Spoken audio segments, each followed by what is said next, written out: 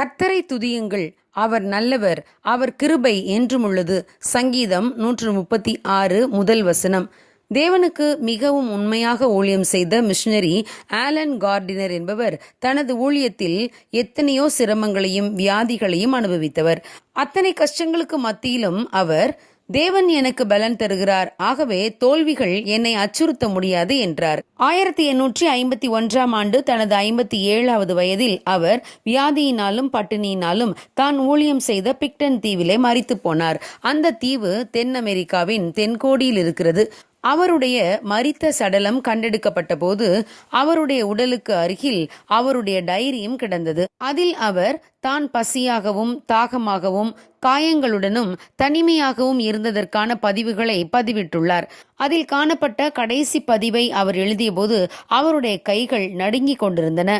மிகுந்த பலவீனத்தினாலும் பசியினாலும் கைகள் நடுங்கின. அந்த கடைசி பதிவு இவ்வாறு இருந்தது: தேவனுடைய நன்மை என்னை சூழ்ந்திருப்பதை என்னால் உணர முடிகிறது என்று எழுதியிருந்தார்.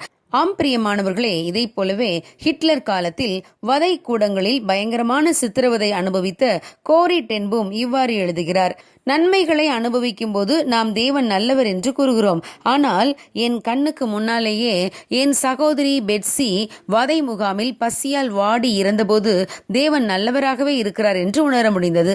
அந்த முகாமில் நாங்கள் தங்கியிருந்தபோது நான் மிகவும் சோர்ந்து போன நேரத்தில் என்னை சுற்றி காரிருள் காணப்பட்டதாக நான் உணர்ந்தேன். அப்பொழுது நான் என் சகோதரி பெட்சியிடம், பெட்சி, தேவன் நம்மை மறந்துவிட்டார் போல என்று நினைக்கிறேன் என்றேன். ஆனால் என் தங்கை பெட்சியோ, இல்லை கோரி, தேவன் நம்மை மறக்கவில்லை. வேதம் என்ன சொல்கிறது? பூமிக்கு வானம் எவ்வளவு உயரமாய் இருக்கிறதோ அவருக்கு பயப்படுகிறவர்கள் மேல் அவருடைய கிருபையும் அவ்வளவு பெரிதாய் இருக்கிறது என்று சங்கீதம் 103:11ஆம் வசனம் சொல்லவில்லையா என்று கூறினார்கள். கோரி இவ்விதமாய் எழுதி முடிக்கிறார்: தேவனுடைய அன்பு சமுத்திரத்தைப் போல அளவில்லாமல் இருக்கிறது. ஒவ்வொருவருக்கும் தேவையான தேவ அன்பை நாம் அங்கே பெற்றுக்கொள்ள முடியும். உங்கள் சூழ்நிலை எதுவாய் இருந்தாலும் தேவனுடைய அன்பை ஒருபோதும் சந்தேகிக்க வேண்டாம் என்று கோரி எழுதி முடித்தார். ஆம் பிரியமானவர்களே, நமக்கு தேவன் நன்மை செய்தால் மட்டுமே தேவன் நல்லவர் என்று நாம் நினைக்கிறோம். ஆனால் எல்லா சூழ்நிலைகளிலும் தேவன் நமக்கு நல்லவராகவே இருக்கிறார். அவர் நம்மை மீட்பதற்காக தம்முடைய ஜீவனையே நமக்காக தந்திருக்கிறார். இந்த உலகம் ஒரு அழியும் கூடாரம். ஆகவே இந்த உலகத்தில் நமக்கு கிடைக்கிற நன்மைகளை வைத்து தேவன் நல்லவர் என்றோ எனக்கு தீமை செய்கிறவர் என்றோ சொல்லிவிட முடியாது.